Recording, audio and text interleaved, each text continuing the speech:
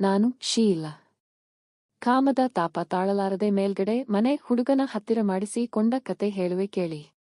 ನನ್ನ ಗಂಡನ ಸೊಂಟ ಮುರಿದು ಹೋಗಿತ್ತು. ಪ್ರಾರಂಭದಲ್ಲಿ ನನ್ನ ಬಯಕೆಗಳು ಹದ್ದು ಮೀರಿರಲಿಲ್ಲ.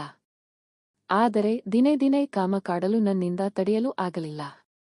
2 ಮಕ್ಕಳ ತಾಯಿ ಆದ್ರೂ ಸೆಕ್ಸ್ ಬೇಕು ಅಂತಿತ್ತು ನನ್ನ ವಯಸ್ಸು. ಆಗ ಸಿಕ್ಕವನೇ ನಮ್ಮ ಮನೆಯ ಮೇಲ್ಗಡೆ ಇರೋ ಸುಂದರ ಒಳ್ಳೆ ಮೈಕಟ್ಟನ್ನು ಹೊಂದಿರೋ ಚಿಕ್ಕ ವಯಸ್ಸಿನ ಹುಡುಗ. ಮೊದಲು ನಾನು ಎಷ್ಟೇ ಕಾಳು ಹಾಕಿದರೂ ಅವ ನನ್ನ ಕಡೆ ತಿರುಗಿ ಸಹ ನೋಡಲಿಲ್ಲ. ನನ್ನ ಬ್ರಾ ಕಾಚಾ ಎಲ್ಲ ಅವನ ಮುಂದೆ ಒಗೆಯಲು ಮಹಡಿ ಮೇಲೆ ತೆಗೆದುಕೊಂಡು ಹೋಗ್ತಿದ್ದೆ. ಒಂದು ದಿನ ಬ್ರಾ ಪ್ಯಾಂಟಿ ಏನೂ ಹಾಕದೆ ನೈಟಿ ಮಾತ್ರ ಹಾಕಿ ಅವನು ಮುಂದೆ ಓಡಾಡಿದ್ದೆ. ಆದರೂ ಅವ ನನ್ನ ಹಿಂದೆ ಬೀಳಲಿಲ್ಲ. ಒಂದು ದಿನ ನನ್ನ ಗಂಡನನ್ನ ಕಾರಿನಲ್ಲಿ ಆಸ್ಪತ್ರೆಗಾಗಿ ಊರಿಗೆ ಕಳಿಸಿದೆ. ಮಕ್ಕಳು ಸಹ ಅವರ ಜೊತೆ ಹೋದರು.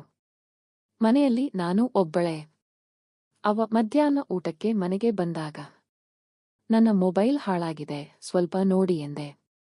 ಆಗ ಮೊಬೈಲ್ ಕೊಡಿ ಅಂದ. ಚಾರ್ಜಿಗೆ ಹಾಕಿದ್ದೀನಿ, ಮನೆಗೆ ಬಂದು ನೋಡಿ ಅಂತ ಕೆರೆದೆ.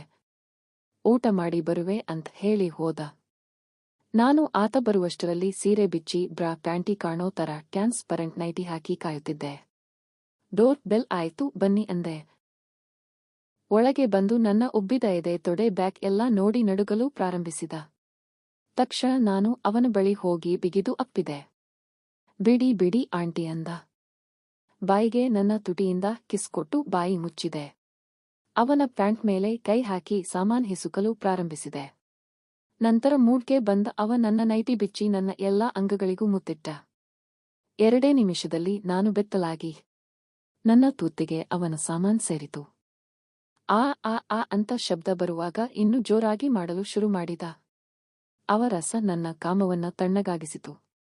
10-15 ನಿಮಿಷದಲ್ಲಿ ಅವನಿಗೆ ಪ್ರಪಂಚದ ಅರಿವಾಗಿ ಪ್ಯಾಂಟ್ ಬೇಗನೆ ಹಾಕಿ ಶರ್ಟ್ ಎತ್ತಿಕೊಂಡು, ಆಂಟಿ ನೀನು ತುಂಬಾ ತುಂಟಿ ಎಂದು ಹೇಳಿ ಓಡಿ ಹೋದ. ನಂತರ ಬೆತ್ತಲಾದ ನನ್ನ ಮೈ ನೋಡಿಕೊಂಡು ಎದ್ದು ಬಾಗಿಲ ಬೀಗ ಹಾಕಿ ಮಂಚದ ಮೇಲೆ ನಡೆದ ರಾಸ ಲೀಲೆ ನೆನೆಯುತ್ತ ಮಕಾಡೆ ಮಲಗಿದೆ.